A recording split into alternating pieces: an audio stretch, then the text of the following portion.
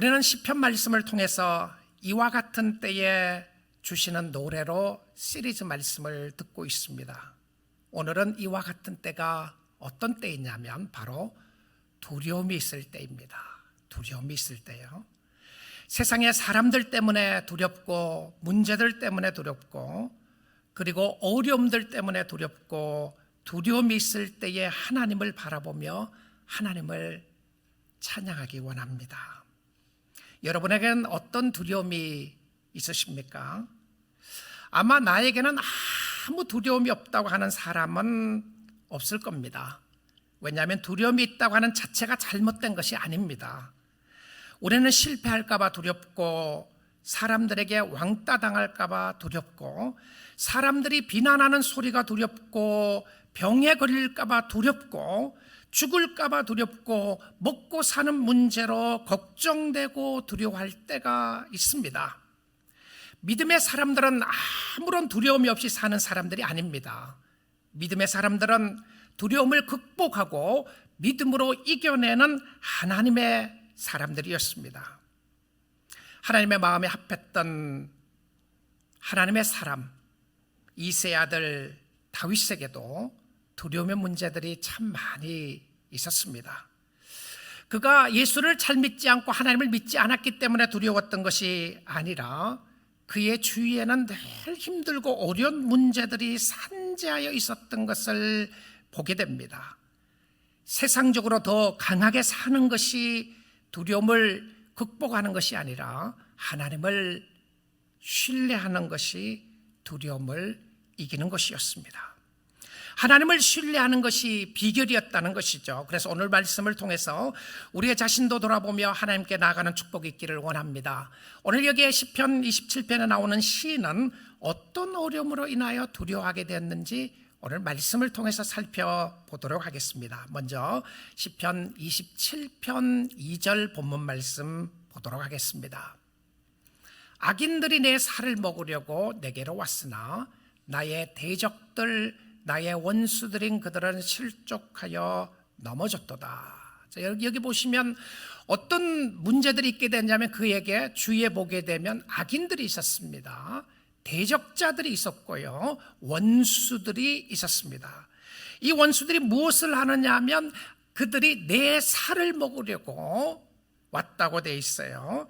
자신의 살이 찢어지는 고통과 아픔이 있었다는 겁니다. 원수들이 다윗을 찢으려고 했어요. 그리고 그 악인들이 다윗을 먹으려고 삼키려고 했던 것을 보게 됩니다. 그런데 놀라운 역사가 무엇이었냐면 주위가 강했어요. 원수들이 강했습니다. 그런데 누가 넘어져요? 다윗이 넘어졌나요? 아니라는 사실이에요. 믿음의 신비가 여기 있습니다. 그들은 실족하여 넘어졌다는 겁니다.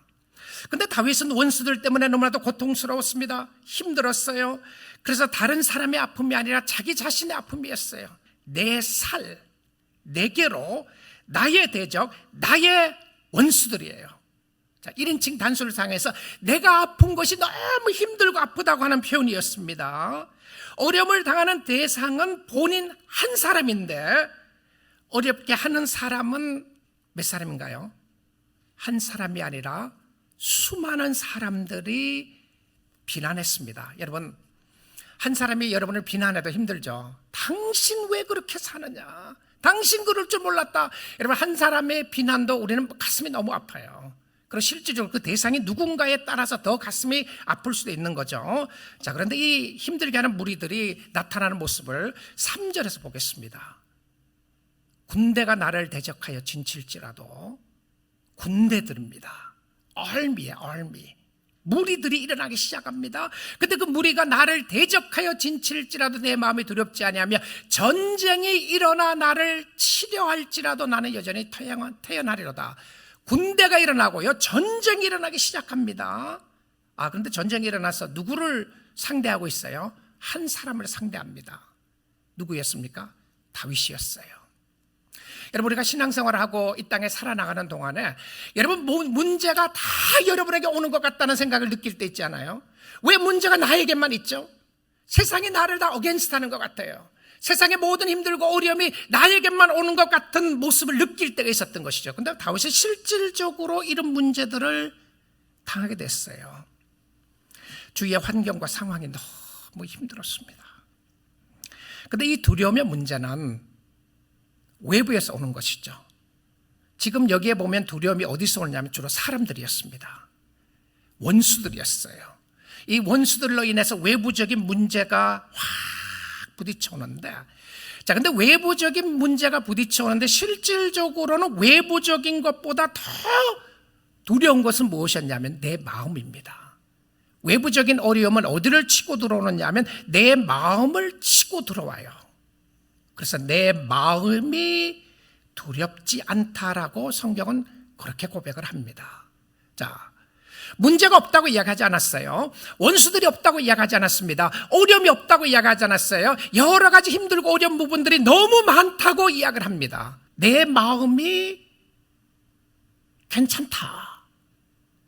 자, 여러분, 사실 문제보다 더 큰 것은 무엇이었냐면 외부적인 문제보다 더 어려운 것은 내 마음이 약해지는 거죠. 마음이 절망돼요. 조그마한 문제가 하나 딱 부딪혔는데 그 마음 때문에 갑자기 그냥 내 마음이 확 내려앉는 것 같은 그런 느낌을 받을 때 있잖아요. 병 걸리면 어떡하지? 여러분 혹시 여기 오시면서도 아마 그런 생각하시는 분도 계셨을 거예요. 두려움이 있을 겁니다. 혹시라도 아프면 어떡하나. 그런데 그것보다 더 무서운 것은 무엇이었냐면 영적인 신앙생활에서 무서운 것은 내 마음이 약해지는 겁니다.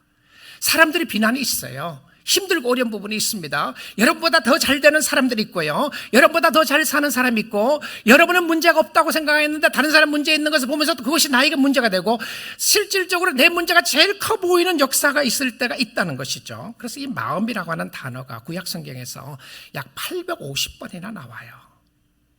그러니까 마음을 치고 들어오는 것이죠. 그를 죽이려고까지 하는 상황과 무리들을 보면서 얼마나 힘들었겠어요. 그런데 문제는 여기서 끝나지 않아요. 우리가 살아가면서 정말 두려운 문제 중에 하나가 뭔지 압니까? 정말 두려운 문제 중에 하나가 나로부터, 나에게 가장 가까운 사람들로부터 배신당하는 겁니다. 그래서 부부가 배신당하면 이혼을 한다거나 이러면 굉장히 큰 상처가 오래 가잖아요. 근데 그것도 큰데 정말 자녀가 가장 큰 아픔이 뭔지 아세요? 부모로부터 배신당하는 겁니다. 우리가 살아가면서 제일 아픔 중에 하나가 배신당하는 것인데요. 그거 배신당할까 봐 두려운 것이죠. 시편 27편 10절 보겠습니다. 내 부모는 나를 버렸으나 여호와는 나를 영접하시리이다. 부모로부터 당한 배신이 자녀에게는 가장 큰 것인데, 근데 실질적으로 시편 27편 10절 이외에는 성경에 어디에도 다윗이 부모로부터 배신당했다는 그런 기록이 없습니다. 그러면 실질적으로 다윗이 부모로부터 배신을 당했는지, 그래서 어떤 성경에서 번역을 이렇게 했더라고요. 부모가 나를 버릴지라도 이렇게 표현했어요. 그러니까 세상적으로는 가장 배신을 느낀다고 할지라도 여호와는 나를 영접하시리로다. 아마 그 번역도 뭐 일리가 있는 번역이라는 생각이 들기도 합니다. 근데 실질적으로 배신을 당했는지 아닌지를 알지 못하지만 이 시편 기록에 보게 되면 부모는 나를 버릴지라도, 아버지일 수도 있고 어머니일 수도 있어요. 근데 부모가 나를 버렸다고 하는 것은 그가 인생을 살아가면서 가장 당하는 배신과 아픔과 두려움이었어요. 그런데 여호와는, 하나님은 나를 버리지 않는다고 이야기합니다. 다윗은 비슷한 경험을 한 것은 성경에 기록되어 있죠.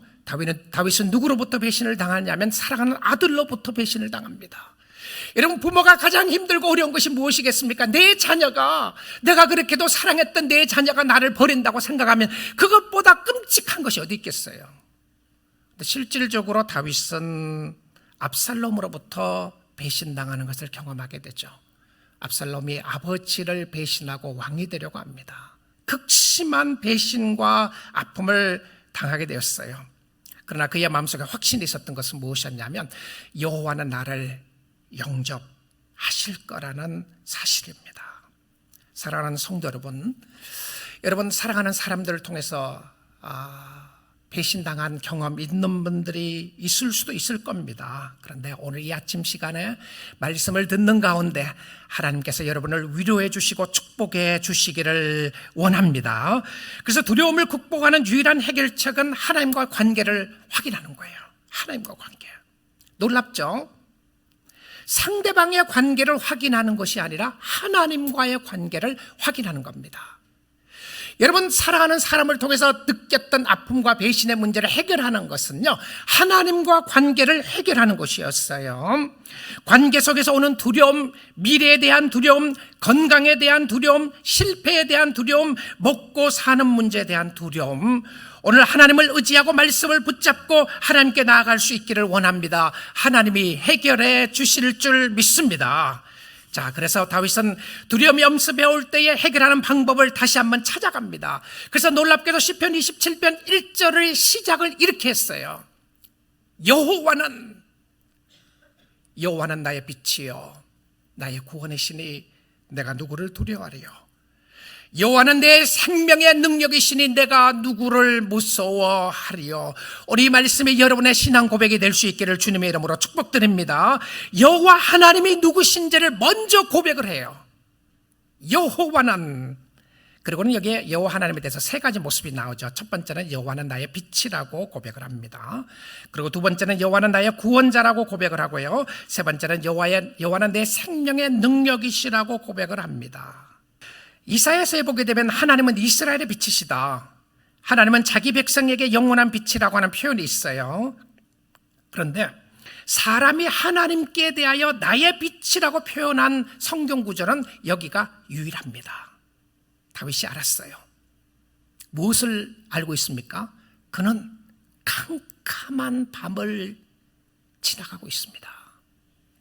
그는 어두운 터널을 지나가고 있어요. 캄캄했는데 여호와는 나의 빛이라고 구약 성경에 한 번밖에 나오지 않는 이 상황을 기록했던 의미는 다윗의 인생의 여정 속에 너무나도 두렵고 무섭고 캄캄한 밤이 있었다는 겁니다. 믿음의 사람에게는 아무런 문제나 어려움이 없는 것을 이야기하는 것이 믿음의 사람이 아니라, 이런 캄캄한 밤이 있을 때에 하나님을 향하여 여호와 당신 주님은 나의 빛이십니다라고 고백하게 되었던 것을 보게 됩니다. 여러분의 가정의 어두운 부분의 빛은 예수 그리스도인 줄 믿습니다. 여호와가 빛이세요. 여호와가 빛이십니다. 그리고는 그런 고백합니다. 여호와는 나의 구원이시니 내가 누구를 두려워하리요. 구원자이신 하나님을 신뢰하고 의지하게 됩니다. 여러분의 생명의 주관자가 하나님이시고 사람들이 해칠 수 있어요. 그런데 그것 때문에 믿음의 사람이 넘어지지 않아요. 믿음의 사람은 환경 때문에 넘어지지 않아요. 주위의 원수들 때문에 넘어지지 않습니다. 믿음의 사람들은 왜 넘어져요? 하나님을 신뢰하지 않을 때에 넘어집니다. 하나님을 신뢰하면 넘어지지 않아요. 그래서 그는 이야기를 합니다. 깊은 수렁에서, 절망의 깊은 수렁에서 여러분을 끌어올리실 분은 하나님이시고 여호와 하나님이신 줄 믿습니다. 죄의 쇠사슬에서 해방시킬 수 있는 분은 하나님이시고, 그래서 하나님을 의지해야 합니다. 그는 고백합니다. 여호와는 내 생명의 능력이시다. 나의 삶의 힘은 하나님이라고 이야기를 합니다. 육신의 힘을 얻기 위하여 우리는 운동을 해야 합니다. 육신의 힘을 얻기 위하여 우리는 음식을 먹어야 합니다. 그런데 생명의 힘은 육신의 양식으로부터 오지 않아요. 생명의 능력은 살아계신 하나님으로부터 오는 줄 믿습니다. 하나님이 여러분의 영혼을 소생시킬 수 있는 능력의 하나님이었습니다. 내 영혼아, 내가 어찌하여 낙심하며 어찌하여 내 속에서 불안해하는가? 너는 하나님께 소망을 두라. 영혼의 힘과 생명의 힘은 하나님이십니다. 이 하나님을 신뢰할 수 있기를 원합니다. 그리고 관계를 확인할 수 있기를 원합니다. 그는 하나님을 신뢰했습니다. 하나님은 그를 어떻게 인도하는지 알았습니다. 하나님이 그를 어떻게 할지 알았어요. 어디에 나오나요? 5절 말씀 보겠습니다. 여호와께서 강력하게 그분이 하나님이시라고 이야기를 합니다. 여호와 하나님이라고 이야기해요. 여호와께서 환난 날에 나를 그의 초막 속에 비밀히 지키시고. 정말 시편 아름답죠? 그렇죠? 우리의 삶 속에 아름다운 고백이 있습니다. 여호와께서 환난 날에 나를 그의 초막 속에 비밀히 지키시고 그의 장막 은밀한 곳에 나를 숨기시며 높은 바위 위에 두시리로다. 여러분, 홍수가 나면 높은 곳으로 올라가야 됩니다. 그런데 원수들이 쳐들어오면 숨을 곳을 봐야 돼요. 근데 그 숨을 곳이 어디냐면 여호와 하나님의 품이었고 하나님의 장막이었다고 그는 고백을 하고 있습니다. 여러분, 무엇이 두려우신가요? 무엇 때문입니까? 사람들이 두려우시나요? 비난이 두렵습니까? 죽음이 두려우세요? 병이 걸릴까봐 두렵습니까? 오늘 이 아침 시간에 하나님 안으로 들어갈 수 있기를 원합니다. 주께서 지켜주십니다. 하나님이 어떤 분이라는 것을 확인시켜 주시고 지켜주실 것을 알고 나니까 어떻게 해요? 기도할 수밖에 없었어요. 그리고 하나님 앞에 간절하게 기도합니다. 7절과 8절 말씀 보겠습니다. 여호와여, 내가 소리내어 부르짖을 때에 들으시고 또한 나를 긍휼히 여기사 응답하소서. 여러분, 하나님의 응답은 어디서 오냐면 하나님이 우리에게 기도 응답은 하나님이 우리를 불쌍히 여기셔서 응답해 주는 겁니다. 그래서 그 기도를 하세요. 하나님, 나를 불쌍히 여겨주세요. 나를 긍휼히 여겨주세요. 근데 긍휼히 여겨주시려고 하는 표현 속에 그는 소리내어 하나님 앞에 부르짖습니다. 하나님, 나를 불쌍히 여겨주십시오. 부르짖고 나가는 것을 보게 되는데 8절에 어떤 기도를 드린지 보십시오. 너희는 내 얼굴을 구하라 찾으라 하실 때에 내가 마음으로 주께 말하되 여호와여, 내가 주의 얼굴을 찾으리다 하였나이다. 너무너무 아름답죠? 하나님, 내가 주님 얼굴을 찾겠습니다. 주님을 구하겠습니다. 주님 앞에 나가겠습니다. 주님이 생명입니다. 여호와의 임재가 생명입니다. 사랑하는 성도 여러분, 우리가 이 땅에 살아나가는 동안에 성도들에게는 문제가 아닙니다. 성도들에게는 어려움이 아니에요. 문제 속에서 하나님이 보이지 않는 것이 문제입니다. 성도들에게는 어려움 속에서 하나님의 음성이 들리지 않는 것이 어려움이에요. 어려움 속에서 하나님의 임재가 보이지 않는 것이 어려움이었습니다.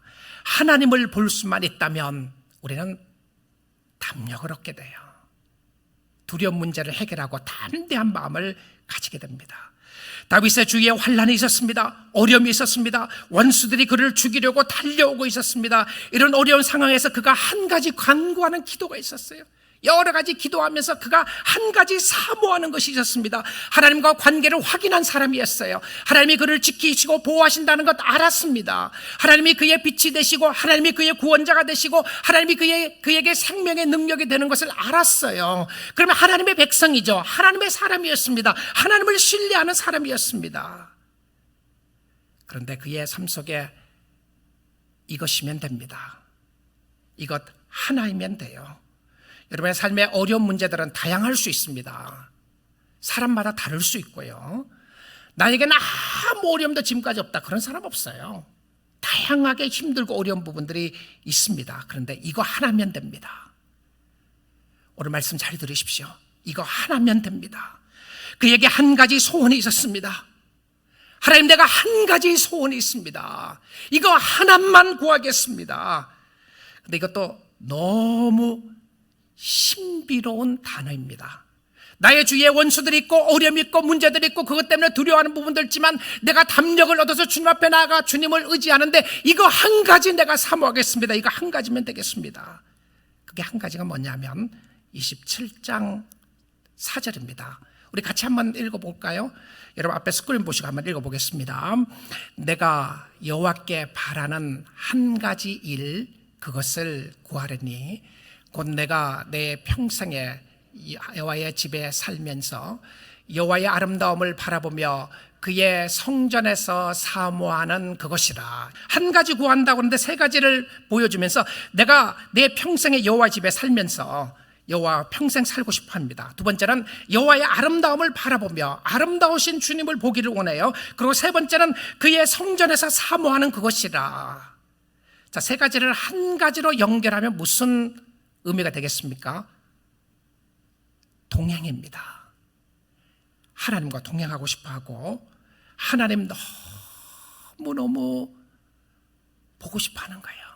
하나님과 함께 있고 싶어합니다. 원래 우리 교회의 주제가 주님과 동행이죠. 다윗은 제사장이 아니었습니다. 다윗은 일반 평신도였어요. 물론 왕이었죠. 근데 그는 하나님과 동행을 최고의 축복으로 보았어요. 그리고 그것을 그리워했습니다. 여러분, 천국에 가면, 하나님 나라에 가게 되면 이거 다 이루어져요. 그렇죠? 근데 이 땅에서 소망해요. 천국 가서는 이거 사모할 필요 없습니다. 왜냐하면 하나님 보고 있어요. 하나님 집에 살고 있어요. 하나님 성전에서 하나님을 바라보면서 영원히 살 수 있는데 이 지상에서 일어나고 있는 모습을 바라보고 있습니다. 여러분, 이 땅에서도 천국을 누리며 살 수 있다고 하는 말씀이죠. 지금 여러분과 함께 계시는 하나님을 바라보시고 사모할 수 있기를 원합니다. 이것이 그의 인생의 목표였습니다. 전 어젯밤에 자다가 중간에 탁 깼는데 이 말씀이 탁 떠올랐어요. 이 설교, 이 본문 말씀이 떠오르면서 무슨 생각이 들었냐면, 그렇지, 나의 문제는, 오늘날 성도들의 문제는 이것 구하지 않고 다른 것을 너무 많이 구하는구나 하는 생각이 확 들었어요. 하나님이 주신 것이 너무나도 귀하고 하나님은 그럴 수 없습니까? 라고 컴플레인하고 불평하고 있는 모습 가운데 바라보면서, 하나님 이것도 주십시오, 하나님 건강도 주세요, 하나님 가정의 문제도 해결해 주세요, 이것도 주세요. 좋은 것이었습니다. 그런데 정말 오늘 성도들의 심령 속에, 나의 마음 속에 하나님을 사모하는 마음이 식어진 것이 문제가 아닌가, 이런 마음이 들었어요. 하나님을 구하지 않고, 하나님의 임재와 하나님과 동행함은 구하지 않고, 하나님이 주실 것에 대해서 너무나도 관심을 많이 갖고 있으면서 그것이 주어지지 않는다고 해서 불평하고 원망하고 절망하는 모습들을 바라보게 되었어요. 하나님, 이것 주세요. 하나님, 제가 구해야 될 것은 바로 이것입니다. 우리 성도들이 구해야 될 것은 바로 이것입니다. 하나님 안에서 살기 원합니다. 하나님을 사모하기 원합니다. 하나님을 의지하기를 원합니다. 사랑하는 성도 여러분, 우리 모두가 예수 그리스도를 사모하고 하나님과 동행을 사모하고 이 땅에서 한 가지 소원이 있다면 바로 이것이기를 원합니다. 이것이기를 원해요. 자, 그런데 이것은 어떻게 가능하냐면 믿음으로 가능한데요. 다윗은 이 하나님의 임재하심을 이 땅에서 경험할 것을 알았습니다. 그래서 13절 말씀을 봅니다. 내가 산자들의 땅에서 여호와의 좋으심을 보게 될 줄 확실히 믿었도다. 무엇이었습니까? 믿음이었어요. 자, 죽고 난 이후에 하나님 만날 것을 예약한 것이 아니고요, 산자들의 땅에서, 이 땅에서 여호와의 좋으심을 보게 될 줄 확실히 믿었도다. 다음 주에 여호와의 선하심에 대해서 좀 더 우리가 보게 될 텐데요, 여호와의 선하심을 확실히 믿고 경험해 나가는 부분이었는데, 하나님의 임재하심을 경험할 수 있는 비밀 중에 하나가 무엇이었냐면 믿음입니다. 믿음으로 경험하게 되는 것이죠. 자, 우리가 그러면 결론적으로 어떻게 살아야 할지를 보도록 할 텐데요, 우리의 마음과 뜻과 정성을 다해 하나님을 찾고 하나님과 동행할 수 있기를 기도할 수 있기 원합니다. 우리의 죄가 하나님과 멀리하게 만들죠. 여러분의 문제가 하나님을 보이지 않게 합니다. 어려운 속에서도 역사하시는 하나님을 만나야 합니다. 구름 속에서 빛으로 임하시는 하나님을 만나야 합니다. 어떤 경우에는 여러분이 세상의 편안함 때문에 하나님이 보이지 않을 수도 있어요. 그래서 하나님은 힘들고 어려움을 허락할 때가 있습니다. 성도들에게요. 그래서 하나님을 찾으라고 그러시는 거죠. 하나님을 찾는 사람에게는 복이 있습니다. 주께 가까이 하는 자들에게는 복이 있고 주님을 경험하는 자에게는 축복이 임하게 됩니다. 시편 27편 14절입니다. 하나님을 사모하며 하나님을 경험한 다윗은 설교가가 됩니다. 너는 여호와를 기다릴지어다. 강하고 담대하며 여호와를 기다릴지어다.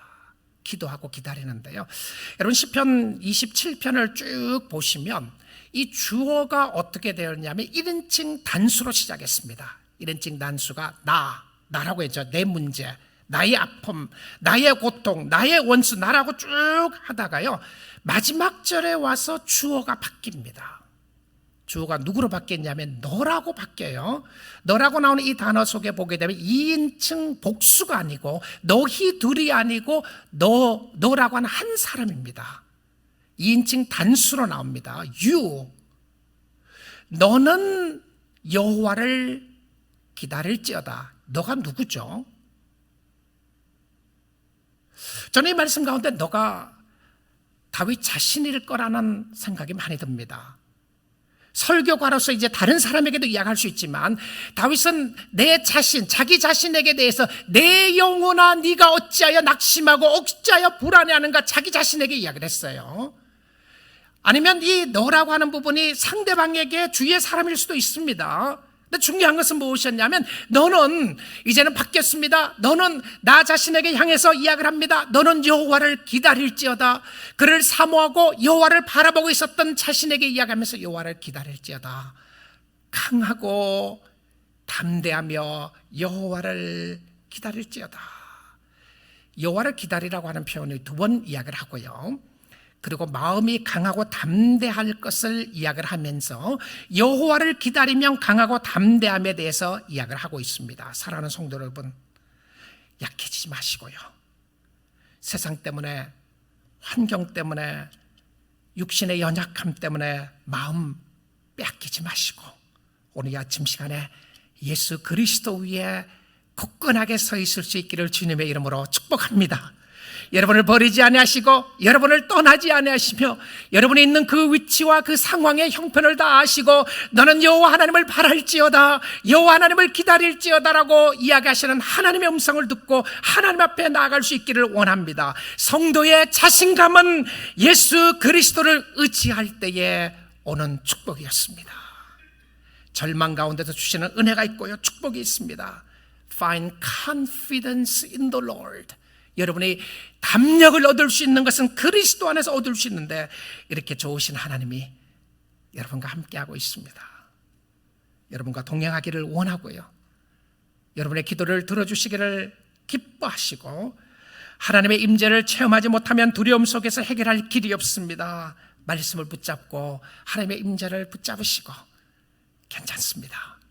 하나님이 계시니까 힘들어도 어려워도 문제가 산재에 있어도 하나님이 함께 하시고 동행하시면 여러분의 심령 속에 기쁨과 감사가 있을 것이고 담력을 얻게 될 것입니다.